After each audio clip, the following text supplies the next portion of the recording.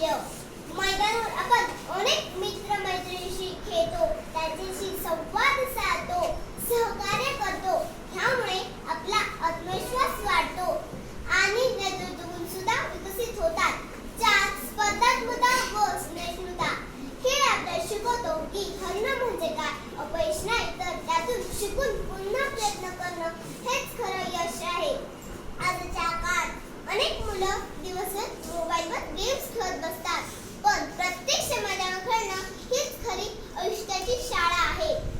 मित्रांनो, आपल्याला जर खऱ्या अर्थाने निरोगी आणि आनंदी आयुष्य हवे असेल तर चला मग आपण मैदानावर जाऊया, खेळूया, भान गाऊया आणि खरं आयुष्य अनुभवूया. आपण जर मैदानावर खेळायला सुरुवात केली तर आपल्या देशातच नव्हे तर आपल्या शाळेतील चांगले खेळाडू निर्माण होतील, जे देशाचं नाव उज्ज्वल करतील. खेळामध्ये सुद्धा करिअरच्या अनेक संधी उपलब्ध आहेत. खेळामध्ये अनेक जणांनी आपले करिअर घडवले, त्यातून स्वतःचे व देशाचे नाव उंचावले. चला तर मग आपण सगळे मिळून एकमेकांना उद्युक्त